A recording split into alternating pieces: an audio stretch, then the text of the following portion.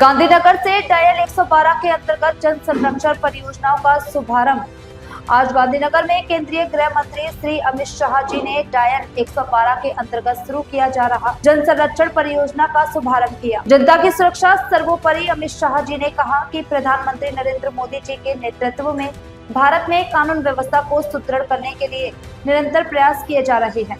Dial 112 के माध्यम से अब नागरिकों को तेज, पारदर्शी और प्रभावी पुलिस सहायता मिलेगी।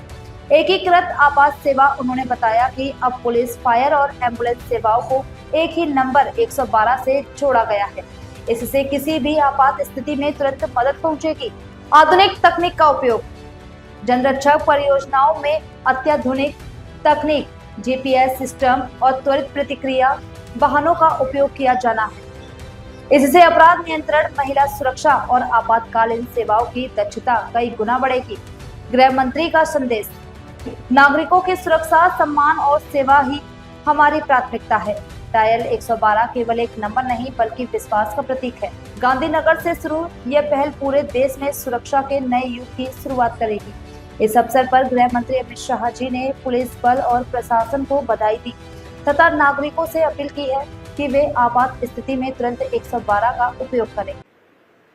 श्री जे.एस. पटेल माणसाना धारासभ्य, श्री बलराज सिंह चौहान देहगामना धारासभ्य, श्री लक्ष्मणजी ठाकोर कलोल विभागना धारासभ्य, श्री के कृष्णन राजू निर्देशक EMRI, मंच पर उपस्थित निपुणाबेन तोरवणे અને આજના કાર્યક્રમમાં ઉપસ્થિત સૌ ભાઈઓ બહેનોને આજ ગુજરાતની સુરક્ષાના દિશામાં મહત્વપૂર્ણ ત્રણેય કદમો માટે હું ખૂબ ખૂબ શુભેચ્છાઓ અને શુભકામના આપવા માંગુ છું।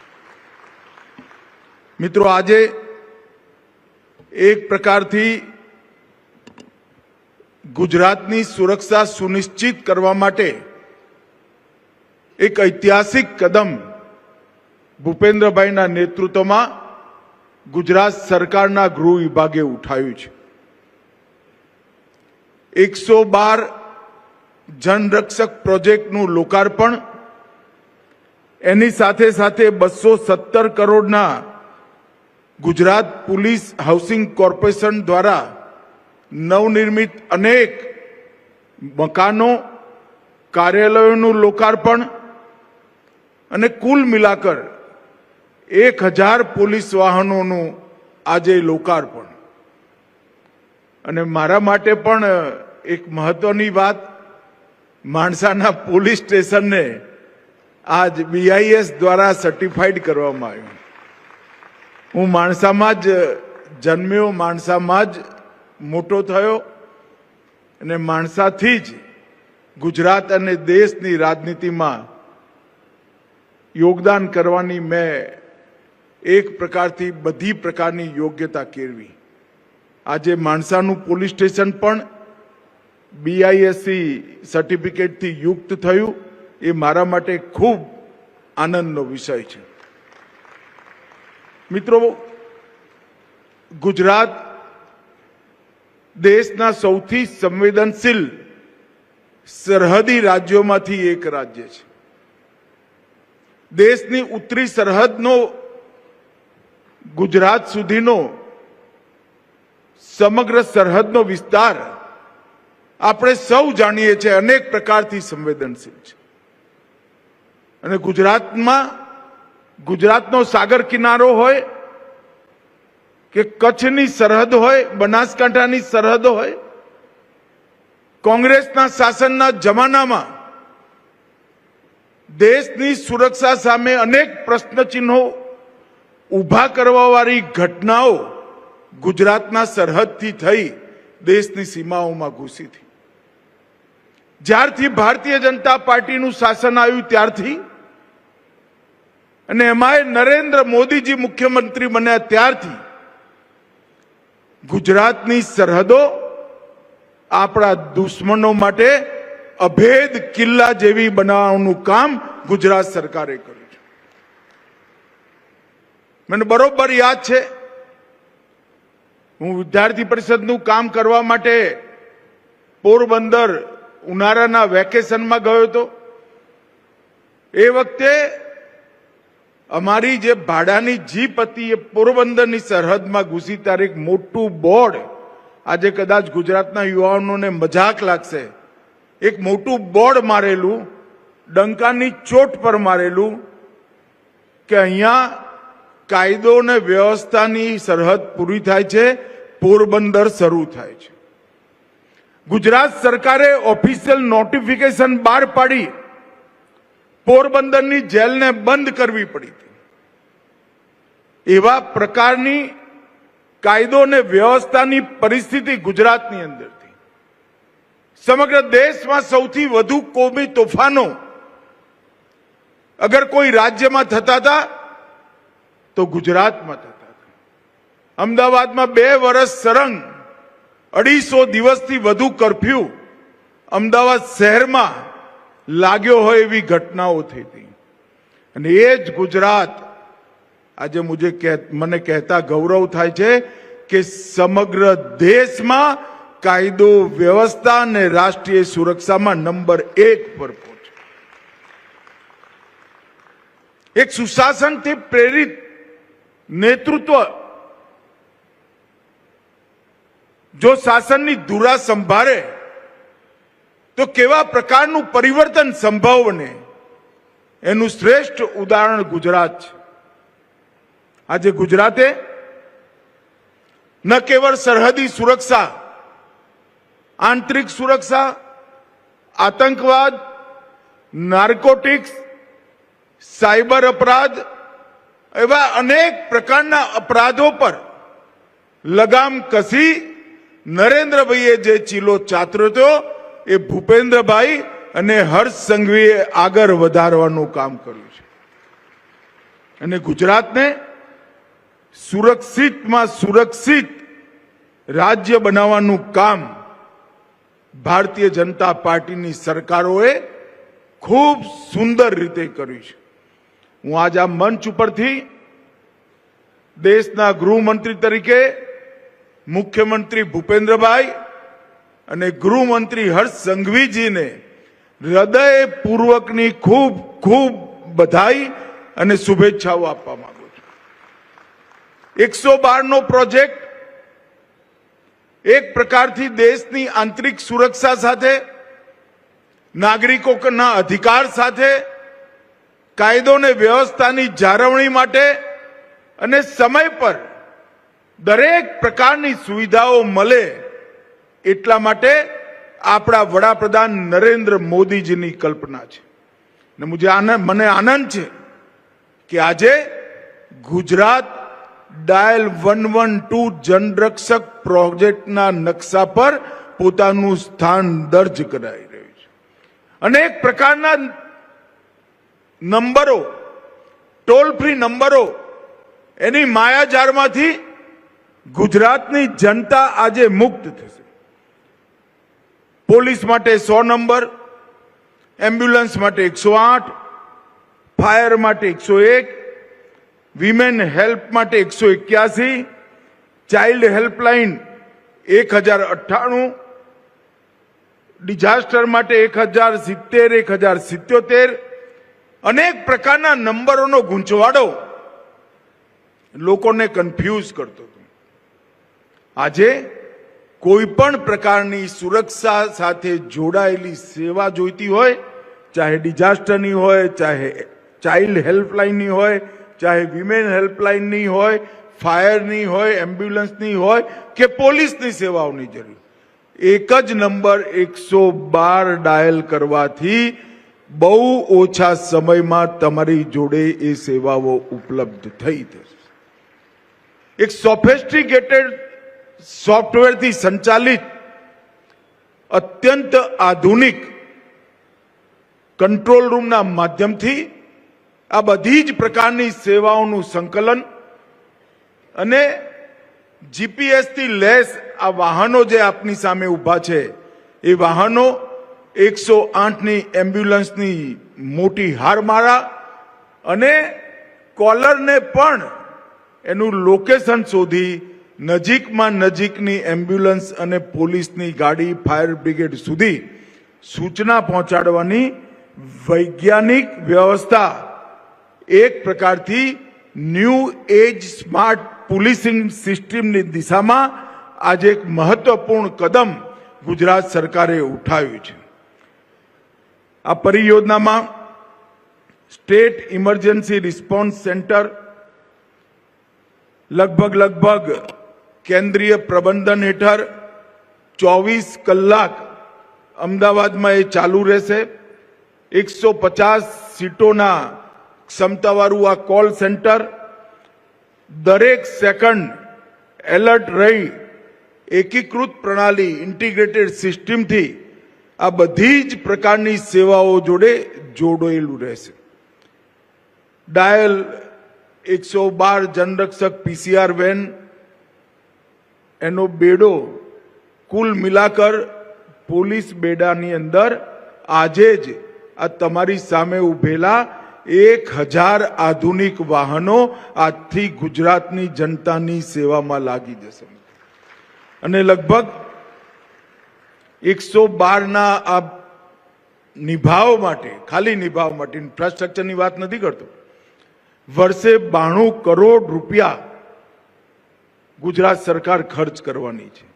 આ વાહનોમાં light bar, public address system, MDT, wireless set, એનું લોકેશન ટ્રેકર, દરેક પ્રકારની સુવિધા પૂર્ણ વ્યવસ્થાઓ થઈ છે. પ્રશિક્ષિત કાર્મિકોની પણ વ્યવસ્થા એની અંદર ખૂબ સુંદર રૂપે થઈ છે. એક પ્રકારથી મોદી સાહેબે જે દેશભરની પોલીસ બેડાઓને જે કોલ આપ્યો હતો એનું આજે ગુજરાત સરકારે ખૂબ સુંદર આધુનિક ટેકનોલોજીથી યુક્ત આજે એનું નિર્વહન કરવાનું કામ કર્યું છે. મિત્રો, પોલીસ બેડાના કામકાજ માટે, નિવાસ માટે ગુજરાત પોલીસ હાઉસિંગ બોર્ડે બનાયેલા લગભગ 217 કરોડના હોમગાર્ડ, જેલ, પોલીસ, અલગ અલગ પ્રોજેક્ટ એક સાથે આજે એનું લોકાર્પણ થયું છે અને આવનારા દિવસોની અંદર આ બધા ભવનોમાંથી સારી સુવિધાઓ સાથે પોલીસના કર્મચારીઓ, હોમગાર્ડના જવાનો, જેલના કર્મચારીઓ ખૂબ સુંદર રીતે ગુજરાતની જનતાની સેવા કરી શકે એ પ્રકારની વ્યવસ્થા પણ થઈ છે. મિત્રો, આજે હું સુનિશ્ચિત રૂપે એક વાત કહેવા માંગુ છું કે મોદીજીના વડાપ્રધાન પદના 11 વર્ષના સમયમાં દેશની બાહ્ય અને આંતરિક સુરક્ષા માટે આજે કેવલ ભારત નહીં, સમગ્ર વિશ્વમાં એ વાત પ્રસ્થાપિત થઈ છે કે ભારતની સેના અને સીમા એની સાથે છેડખાની ના કરાય.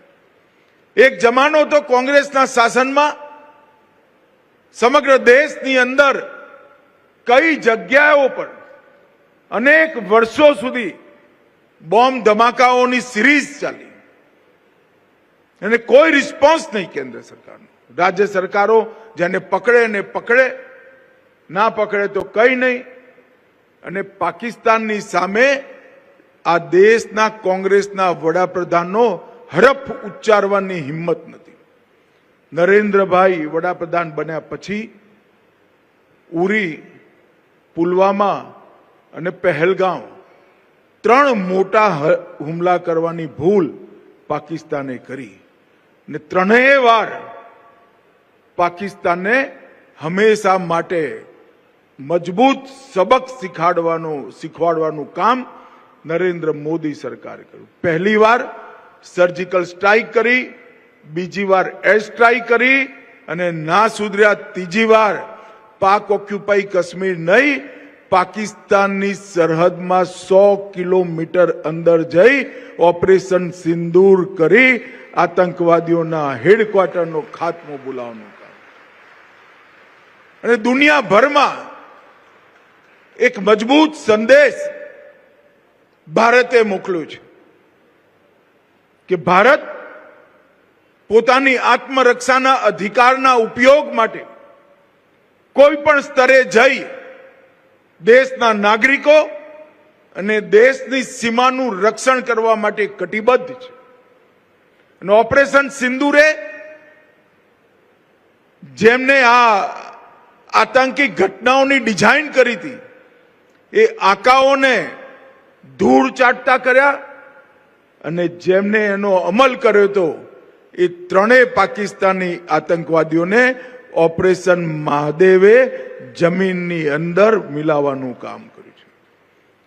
હું માનું છું કે 11 વર્ષમાં ઝીરો ટોલરન્સ અગેન્સ્ટ ટેરરિઝમ એ થિયરી એક કેવળ સૂત્ર નથી, એને જમીન પર ઉતારવાનું કામ આપણા દેશના વડાપ્રધાન અને ગુજરાતના પનોતા પુત્ર નરેન્દ્રભાઈએ કર્યું છે.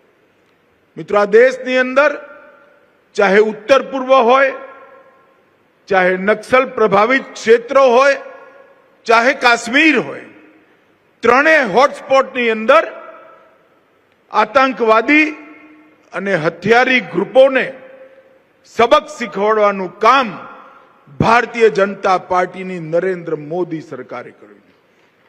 અને ઉત્તર પૂર્વની અંદર નોર્થ ઈસ્ટમાં 10,000 થી વધુ લોકો સરેન્ડર થયા અને કાઠમંડુથી તિરુપતિ સુધીના રેડ કોરિડોરનું સ્વપ્ન દેખવાવાળા નક્સલવાદીઓ આજે સમાપ્તિના કગાર પર છે. અને હું આજે ગુજરાતની ધરતી પર ફરી એકવાર વિશ્વાસ સાથે કહેવા માંગુ છું, 31/3/2026ના દિવસે સમગ્ર દેશમાંથી નક્સલવાદ સમાપ્ત થઈ જશે. એ અમારી સરકારનો સંકલ્પ છે. મિત્રો, ભારતીય જનતા પાર્ટીની સરકાર નાગરિકોની સુવિધા માટે 3 અપરાધિક ન્યાય પ્રણાલીના નવા કાયદા લઈને આવી છે. એના અમલીકરણમાં પણ ગુજરાતના ગૃહ વિભાગે ખૂબ સુંદર કાર્યવાહી કરી છે. અને દેશભરમાં 1 થી 5માં દરેક ક્ષેત્રની અંદર ગુજરાતનો ગૃહ વિભાગ રહે છે. મારા માટે પણ ખૂબ ગૌરવ અને સંતોષની વાત છે. અને એનું પરિણામ બધા ગુનાઓમાં આજે એનસીઆરબીના આંકડાઓની દૃષ્ટિથી દેખીએ તો કુલ અપરાધ દર 1 લાખના અનુપાતમાં રાષ્ટ્રીય એવરેજ 30ની છે, ગુજરાતની 11ની છે, અડધાથી પણ ઓછી. હત્યા 2.1ની છે, ગુજરાત 1.4. અપહરણ 7.4, ગુજરાત 2.3. મહિલાઓની વિરુદ્ધ અપરાધ 64.5, ગુજરાતમાં 22.1.